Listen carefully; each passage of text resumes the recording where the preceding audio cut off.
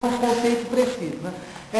É um movimento autoritário que, com base de massas, que surge na Itália entre as duas guerras, a Primeira Guerra Mundial e a Segunda Guerra Mundial. Né? Alguns fazem uma associação automática entre o fascismo e o nazismo, mas há um pouco de diferença. Tanto o fascismo quanto o nazismo recorrem às massas para fazer a sua política. Então, quer dizer, o fascismo tem essa foto que está aí, é a foto da marcha dos fascistas sobre Roma, quem está à frente da foto é o Mussolini. Né? Então, se recorre a uma política de massas. Né? E essa política de massas, na verdade, tem a ver com uma situação de crise da dominação, num determinado momento, de crise da dominação burguesa. Ou seja, quer dizer, quando os políticos da burguesia, ou quando as principais relações de classe da burguesia não conseguem responder, muitas vezes, a uma situação de crise, elas entregam o poder a um terceiro. Então, em alguma medida, o fascismo guarda uma certa relação com o regime bonapartista. O que é o regime bonapartista? Marx tem um texto famoso que ele chama de 18 para o Marx, da França. A França foi a Revolução Francesa. Né? E aí, por um suceder de acontecimentos, né, quer dizer, essa dominação burguesa na França vai entrar em crise. Então, nenhuma das classes dominantes conseguem, nenhuma das frações da classe dominante conseguem ter hegemonia sobre o processo. Sem ter hegemonia sobre o processo, elas entregam esse poder a um terceiro. O fascismo pode guardar várias formas. Ele pode aparecer sob várias formas. Ele pode aparecer, por exemplo, sob a forma de uma ditadura militar. No Brasil, né, em alguma medida, sempre guardando as dimensões, porque a situação do Brasil não é a situação exatamente da Itália. Mas no Brasil, a ditadura militar, num determinado momento, o que aconteceu no Brasil? Quer dizer, os de cima entregaram o poder para os militares governar. Né? Quer dizer, no caso da Itália, a unificação da Itália que não se deu, o suceder de crises que começa desde, o Gramsci vai estudar isso, que começa desde o final do século XIX, e não se resolve, vai se resolver no fascismo. Então, a classe dominante na Itália entrega o poder ao fascismo. E quem é a figura do fascismo, nesse caso? É o Mussolini. O Mussolini, o fascismo vai ganhando força na sociedade civil, então você vai tendo organizações paramilitares na sociedade civil que vão atacar o movimento operário, que vão atacar os militantes do movimento operário, vão atacar as organizações populares e por aí vai. Né? E essa organização que vai voltando da sociedade civil, ela vai culminando no fascismo que foi encarnado pelo Mussolini. Não sei se deu para cadernos, que inclusive tem até uma história, tem a história do Gramsci, tem a história dos cadernos do Gramsci, dos cadernos do Carter, que é uma outra história à parte. Né? Que é uma história à parte porque na verdade é o seguinte, os cadernos foram, o que a gente lê do Gramsci, na verdade você lê várias coisas do Gramsci. Até pouco tempo no Brasil, o que se lia do Gramsci era uma seleção temática do Gramsci. Então, por exemplo, aqueles vários livros que tem aqui, então eu estou sem, mas enfim. Tem duas edições do Gramsci aqui, eu vou contar essa história porque é bom orientar para quem for se aprofundar. O que se lê do Gramsci até pouco tempo no Brasil era uma seleção temática feita pelo Paulo Togliatti, que foi o posterior secretário-geral do PCI. O que é uma seleção temática?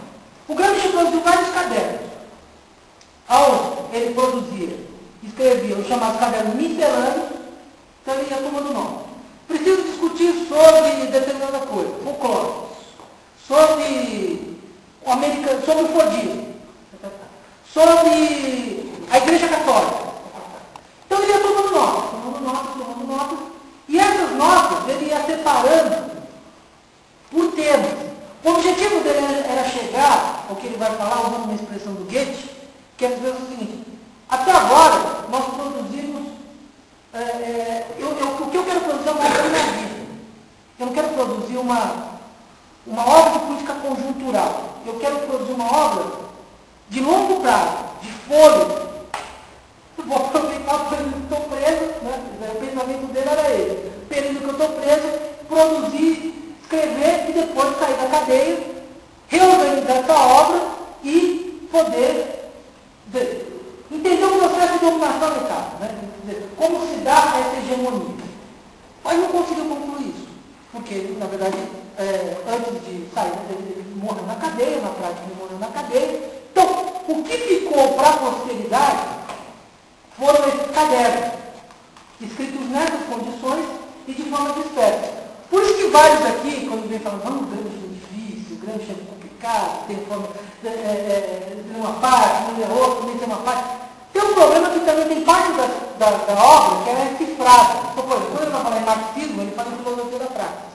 Quando ele vai falar do Lenin, ele fala em Nietzsche. Quando ele vai falar do Trotsky, ele vai Bronstein, que são os nomes. Então ele vai usando cifras, formas de escrever, para despistar a polícia, porque tudo era livre, né? As cartas, todas eram livres. Né? Então, tem um pouco isso. Então, parte da obra é cifrada, teve problema, e parte da obra, ela é essa miscelânea.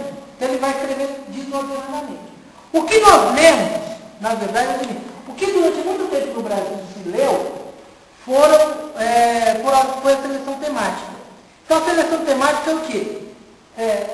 Tem uma trilogia, que é o Príncipe, o Estado Moderno, a concepção dialética da história e os intelectuais da organização da cultura. São as 3 trilogias, mas não são todos os cadernos do cara.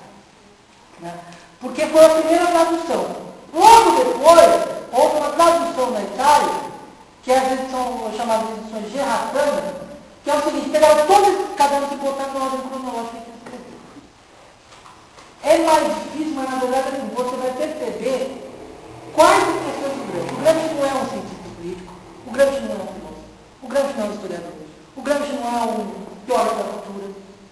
A preocupação do Gramsci, como ele escreve toda essa miscelânea de textos, ele tem uma preocupação básica e fundamental que organiza o conjunto desses textos. E qual é essa preocupação que organiza o conjunto desses textos?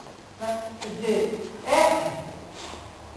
a principal pergunta dele é o seguinte: como se realiza a hegemonia de uma classe e como se realiza a hegemonia dessa classe na Itália? Ou seja, a pergunta é conjuntural e estrutural. Por que o fascismo triunfou? Como que essa hegemonia se organiza e como que você pode organizar uma outra hegemonia? Então o Gramsci não está preocupado só em entender o período conjuntural. Ele está se preocupado em seguinte: na Itália, a hegemonia dos classes dominantes se organizou de um determinado modo. Eu preciso entender como ela se organizou, como essa hegemonia se organizou, e ao entender como essa hegemonia se organizou, eu preciso pensar como se organiza a hegemonia das classes subalternas e como isso instrumentaliza a classe. Você não tinha uma unidade, então, a atividade de Estado principal, o domínio de espaço da Grécia sobre Esparta. A hegemonia, supondo. Então, a palavra hegemonia é empregada no sentido militar. Por muitos anos, continuou sendo empregada no sentido militar. O Lenin é o primeiro que tira a palavra hegemonia e emprega a palavra hegemonia no sentido de entender o domínio de uma classe sobre a outra. Então, o Lenin traz a palavra hegemonia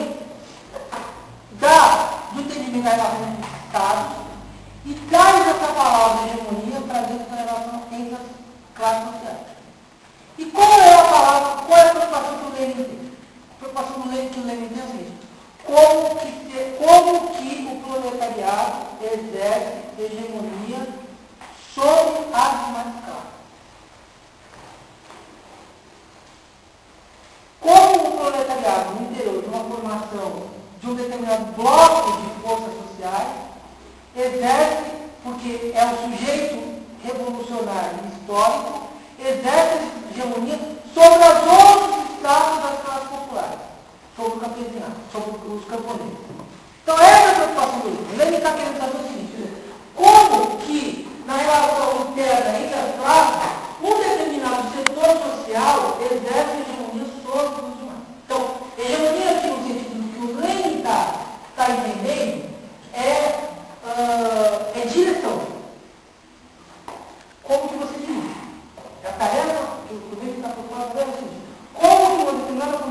social, o proletariado dirige. No caso da formação também, a Rússia